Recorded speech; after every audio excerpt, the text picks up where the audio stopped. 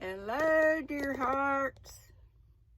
I always mess with this and think I get it straight, and then it's wonky. Doesn't really matter. Just listen. Chapter 7. Phebe. Oh, please, phone, don't cut off. While Rose was making discoveries and having experiences, Phebe was doing the same in a quieter way, but though they usually compared notes during the bedtime tete-a-tete, which always ended their day, certain topics were never mentioned. So each had a little world of her own into which even the eye of friendship did not peep. Rose's life just now was the gayest, but Phoebe's the happiest. Both went out a good deal, for the beautiful voice was welcomed everywhere, and many were ready to patronize the singer who would have been slow to recognize the woman. Phebe knew this and made no attempt to assert herself, content to know that those whose regard she valued felt her worth, and hopeful of a time when she could gracefully take the place she was meant to fill. Proud as a princess was Phebe about some things, though in most as humble as a child. Therefore, when each year lessened the service she loved to give and increased the obligations she would have refused from any other source, dependence became a burden which even the most fervent gratitude could not lighten. Hitherto, the children had gone on together, finding no obstacles to their companionship in the secluded world in which they lived. Now that they were women, their paths inevitably diverged, and both reluctantly felt that they must part before long. It had been settled when they were abroad that on their return, Phebe should take her one gift in her hand and try her fortunes. On no other terms would she accept the teaching which was to fit her for the independence she desired. Faithfully had she used the facility so generously afforded both at home and abroad, and now was ready to prove that they had not been in vain.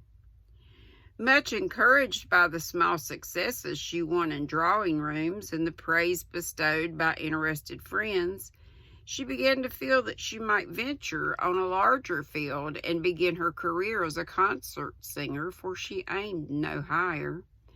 Just at this time, much interest was felt in a new asylum for orphan girls, which could not be completed for want of funds. The Campbells had borne their part and still labored to accomplish the much-needed charity.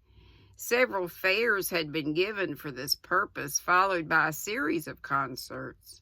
Rose had thrown herself into the work with all her heart and now proposed that Phebe should make her debut at the last concert, which was to be a peculiarly interesting one, as all the orphans were to be present and were expected to plead their own cause by the sight of their innocent helplessness, as well as touch hearts by the simple airs they were to sing. Some of the family thought Phebe would object to so humble a beginning, but Rose knew her better and was not disappointed. For when she made her proposal, Phebe answered readily, "Where could I find a fitter time and place to come before the public than here among my little sisters in misfortune? I'll sing for them with all my heart, only I must be one of them and have no flourish made about me." "You shall arrange it as you like, and as there is to be little vocal music but yours and the children's, I'll see that you have everything as you please," promised Rose. It was well she did, for the family got much excited over the prospect of our Phoebe's debut, and would have made a flourish if the girls had not resisted.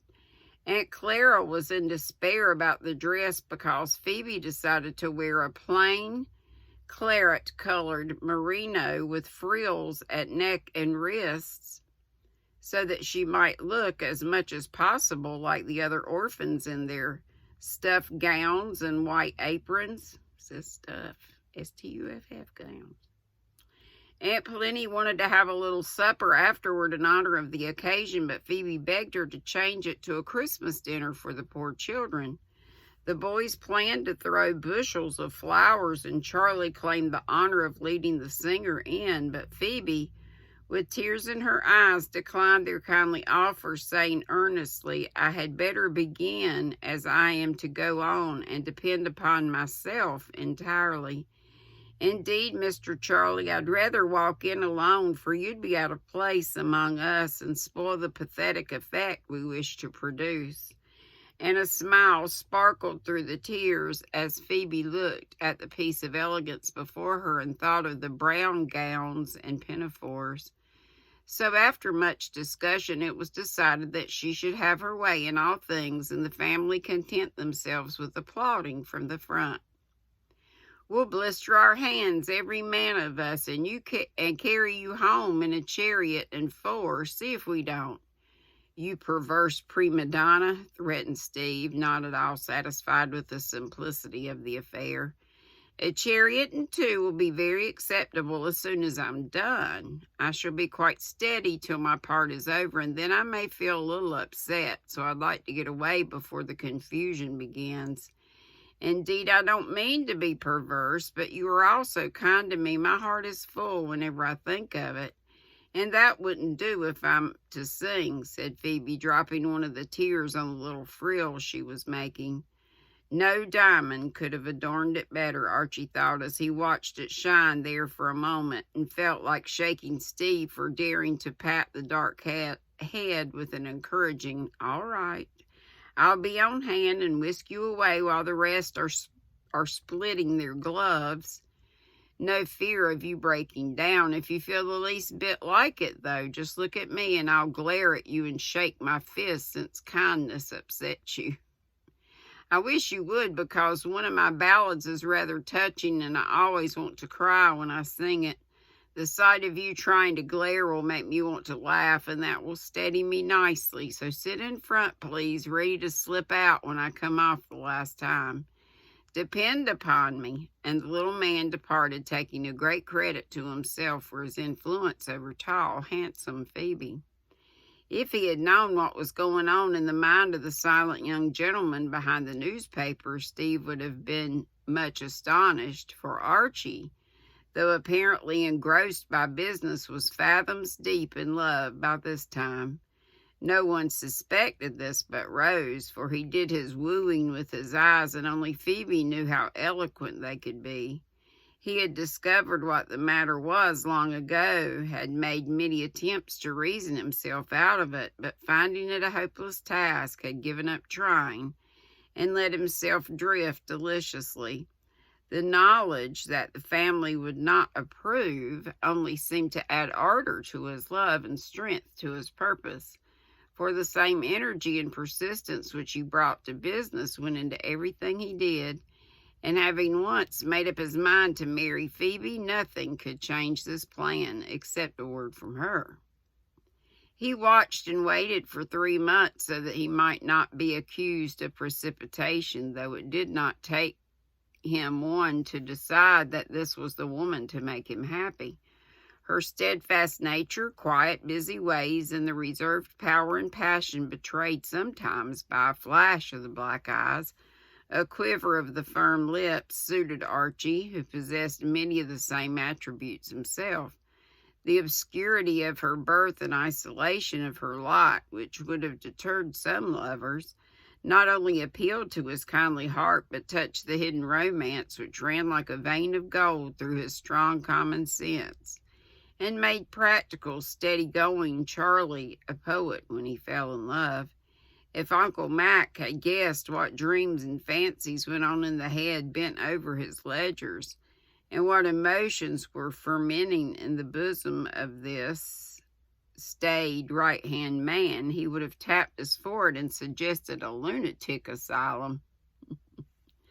The boys thought Archie had sobered down too soon. His mother began to fear that the air of the counting room did not suit him, and Dr. Alec was deluded into the belief that the fellow really began to think of Rose. He came so often in the evening, seeing seeming quite content to sit beside her work table and snip tape or draw patterns while they chatted. No one observed that, though he talked to Rose on these occasions. He looked at Phebe in her low chair close by, busy but silent, for she was always trying to efface herself when Rose was near, and often mourned that she was too big to keep out of sight.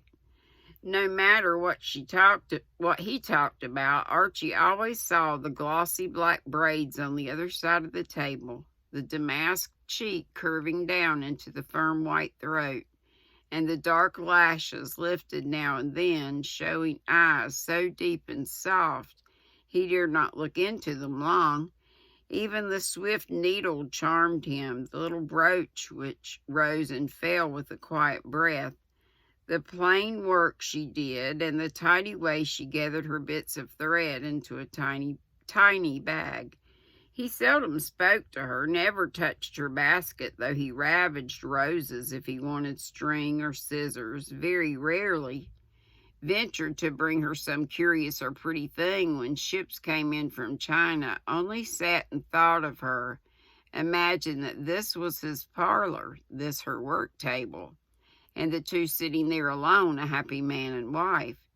At this stage of the little evening drama, he would be conscious of such a strong desire to do something rash that he took refuge in a new form of intoxication and proposed music, sometimes so abruptly that Rose would pause in the middle of a sentence and look at him, surprised to meet a curiously excited look in the usually cold gray eyes. Then Phebe, folding up her work, would go to the piano, as if glad to find a vent for the inner life which she seemed to have no power of expressing except in song. Rose would follow to accompany her, and Archie, moving to a shady corner whence he could see Phoebe's face as she sang, would give himself up to unmitigated rapture for half an hour. Phebe never sang so well as at such times, for the kindly atmosphere was like sunshine to a bird. Criticisms were few and gentle, praises hearty and abundant, and she poured out her soul as freely as a spring gushes up when its hidden source is full. In moments such as these, Phebe was beautiful with the beauty that makes a man's eye brighten with honest admiration and fills his heart with a sense of womanly nobility and sweetness. Little wonder, then, that the chef spectator of this agreeable tableau grew nightly more enamored, and while the elders were deep in whist, the young people were playing that still more absorbing game in which hearts are always trumps. Rose, having Dummy for a partner, soon discovered the fact, and lately had begun to feel as she fancied Wall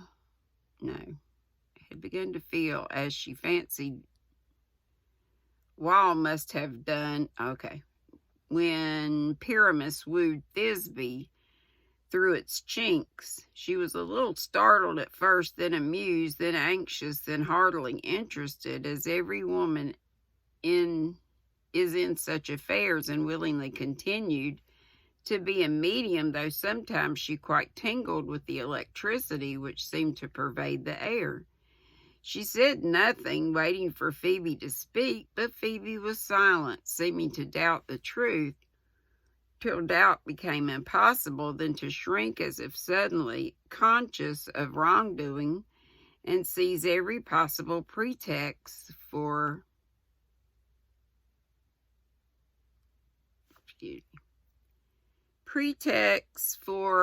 absenting herself from the girls' corner, as the pretty recess was called. The concert plan afforded excellent opportunities for doing this, and evening after evening she slipped away to practice her songs upstairs, while Archie sat staring disconsolately at the neglected work basket and mute piano. Rose pitied him and longed to say a word of comfort, but felt shy, he was such a reversed fellow. reserved, not reversed. So she left him to conduct his quiet wooing in his own way, feeling that the crisis would soon arrive. She was sure of this as she sat beside him on the evening of the concert, for while the rest of the family nodded and smiled, chatted and laughed in great spirits, Archie was